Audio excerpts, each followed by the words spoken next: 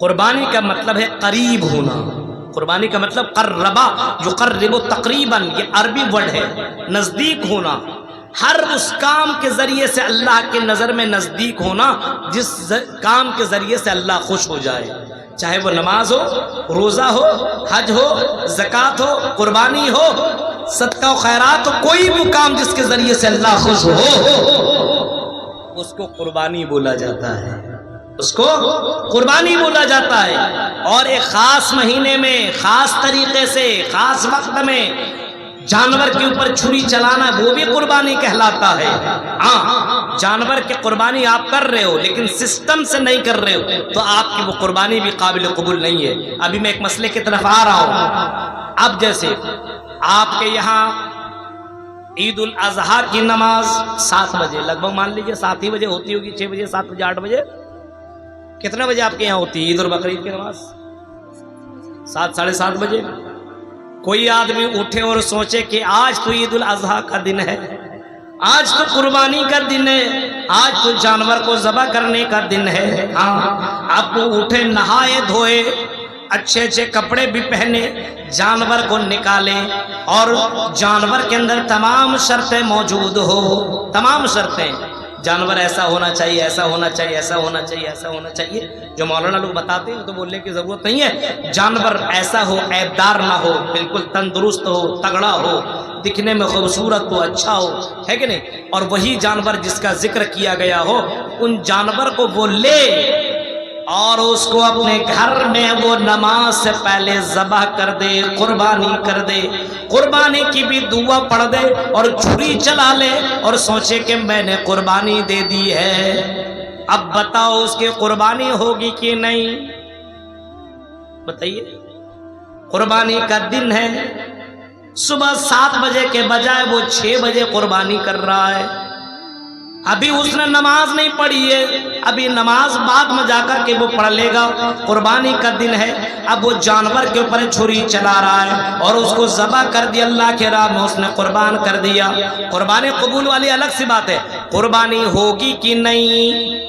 حدیث کہتا ہے من ذبح قبل الصلاۃ فانما ذبح لنفسه. صحیح بخاری کے الفاظ حضرت انس بن مالک کہتے ہیں کہ جس نے، اللہ کے نبی صلی اللہ علیہ وسلم نے فرمایا من ذبح قبل الصلاۃ، جس نے نماز سے پہلے ذبح کر دیا، قربانی کر دی، فقد ذبح لنفسه، اس نے اپنے لیے ذبح کیا، وہ عام ذبیحہ مانا جائے گا. جیسے روزانہ آپ ذبح کرتے ہیں اسی طریقے سے ایک عام ذبیحہ مانا جائے گا، قربانی کا درجہ نہیں ملے گا. وَمَنْ ذَبَحَ بَعْدَ الصَّلَاةِ فَقَدْ تَمَّ نُسُكُهُ، جس نے نماز کے بعد قربانی کی، نماز کے بعد قربانی کی، اس نے قربانی کو پا لیا. وَأَصَابَ سُنَّةَ الْمُسْلِمِينَ، اور اس نے مسلمانوں کی سنت، اسلام اور نبیوں کی سنت کو اس نے اپنا لیا. یعنی نماز کے بعد جس نے قربانی کی. اب دیکھیے مسئلہ، قربانی کا دن ہے، جانور بھی وہی ہے، آدمی بھی وہی ہے، 10ویں ذی الحجہ بھی ہے، لیکن نماز کے بعد ایک آدمی قربانی کر رہا ہے، ایک نماز سے پہلے خالی کر رہا ہے. سسٹم تھوڑا سا چینج ہو گیا، نماز سے پہلے کرنے والا اس کی قربانی نہیں مانی جا رہی، عام ذبیحہ مانا جا رہا ہے. وہ حلال ہے، کھایا جا سکتا ہے، لیکن اس کو قربانی کا ثواب یہاں پہ نہیں مل رہا ہے. نماز کے بعد جو قربانی کر رہا ہے وہی جانور، شرائط وہی بھی ہیں، لیکن میرے بھائیو نماز کے بعد کہہ رہا کر رہا ہے اسی جانور کے اوپر چھری چلا رہا ہے. اب اس کو قربانی کا درجہ مل رہا ہے، اس کو ثواب کے اندر بڑھوتری مل رہا ہے. وہ عام ذبیحہ نہیں بلکہ قربانی کے وہ رتبے کے اندر اس نے پا لیا. اب الگ بات ہے قبولیت والی بات. اب دیکھیے آپ، ابھی ہم جب آ رہے تو کسی نے سوال کیا کہ مولوی صاحب کسی نے عقیقہ کیا، عقیقہ، اب جب عقیقہ کرنے کا ٹائم تھا اس نے اس وقت عقیقہ نہ کیا، اس کے پاس وہ طاقت نہ تھی. اب اس کے پاس اب طاقت آئی ہے، اب وہ اپنے بچے کا عقیقہ کر رہا ہے، اس کا عقیقہ قبول ہوگا کہ نہیں؟ قبولیت تو الگ سی بات، قبول ہوگا کہ نہیں اللہ جانتا ہے. لیکن مسئلہ سمجھیے آپ، بہت اہم بات بتا رہا ہوں آپ کو، اس کو یوٹیوبر والے اس کو اہم، اس کو پہنچائیے دوسروں تک. اگر کوئی آدمی عقیقہ کی طاقت رکھتا ہو، عقیقہ نہیں کرتا ہو، بعد میں کرتا ہو، تو قابل قبول نہیں ہوگا، نہیں مانا جائے گا. عقیقہ کا ہے 7ویں دن، 7वें दिन ये अफजल है। अल्लाह के नबी ने फरमाया कोई बच्चा पैदा हो तो 7वें दिन अकीका करो, नाम रखो। अब 7वें दिन नहीं कर रहा, कब कर रहा? बाद में कर रहा है। अब बाद में जो ये कर रहा है, जाहिर सी बात है जिंदगी में बाद में क्यों कर रहा है? ताकत होने के बाद नमाज पढ़ने की ताकत है ज़ोहर में, और आप नहीं पढ़ रहे हो, बाद में असर मगरिब इशा में पढ़ रहे हो। क्यों पढ़ रहे हो? सुस्ती की बिना पे, अपने मर्जी के मुताबिक नहीं चलेगा, बिल्कुल नहीं चलेगा, हरगिज़ नहीं चलेगा। अगर ताकत नहीं है और बाद में जिंदगी में कभी करता हो तो उलमा कहते हैं चलिए कुर्बानी अकीका उसका माना जाएगा, लेकिन वो फजीलत वाला दर्जा जो 7वें दिन उसको मिलना चाहिए था वो दर्जा उसको नहीं मिलेगा। और अकीका ये फर्ज नहीं है, इसको आप समझ लीजिए। अकीका ये फर्ज नहीं है और ये कुर्बानी भी फर्ज नहीं है, लेकिन जिसके ऊपर जो इस्तिताअत रखता हो उसको चाहिए कि वो कुर्बानी करे, उसको चाहिए कि वो अकीका करे। ये जनाब मोहम्मद रसूलुल्लाह की सुन्नत है। और सुन्नत का मतलब मन अहब्बा सुन्नती फ़क़द अहब्बनी, आपने फरमाया जिसने मेरी सुन्नत से मोहब्बत किया उसने मुझसे मोहब्बत किया। व मन अहब्बनी कान मइया फिल जन्नह, और जिसने मेरी सुन्नत से मोहब्बत किया वो जन्नत में मेरे साथ ऐसे होगा।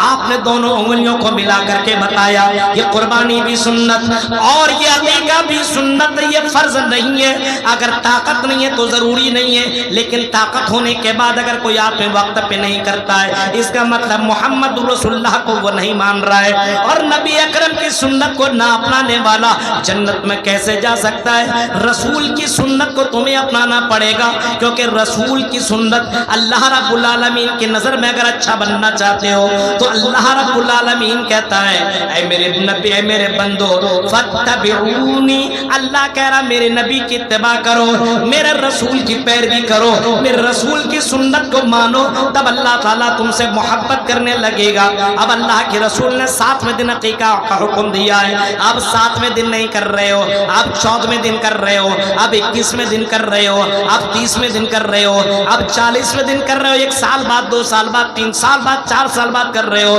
ये रसूल की सुन्नत नहीं है। रसूल अकरम ने कभी ऐसा करने का तो हुक्म नहीं दिया है। जो मौलवी फतवा देता है वो अपने से बता रहा है। मेरे भाइयों, असल फजीलत तो आपको 7वें दिन मिलेगा, बाद में आप कर रहे हैं तो समझ लीजिए खाका पूरी हो रहा है। खाका पूरी, चलो आपने खिला दिया, हो गया तो कर लिया, एक अलग सा उलमा कहते हैं। लेकिन मेरे भाइयों असल आपको सवाब 7वें दिन मिलेगा।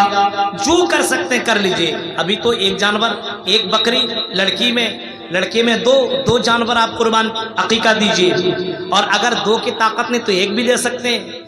आप जरूरी फर्ज नहीं है, लेकिन अगर ताकत है और ये काम बाद में कर रहे हैं तो मेरे भाई जैसे किसी का हज का ताकत है और हज नहीं कर रहा तो गुनहगार है। नमाज की ताकत है, फर्ज नमाज पढ़ने की ताकत है, नहीं पढ़ रहा तो गुनहगार है। रोजा रखने की ताकत है, नहीं रख रहा गुनहगार है। बाद में सोचे हम रख लेंगे, अपने मन से इस्लाम नहीं चलता है।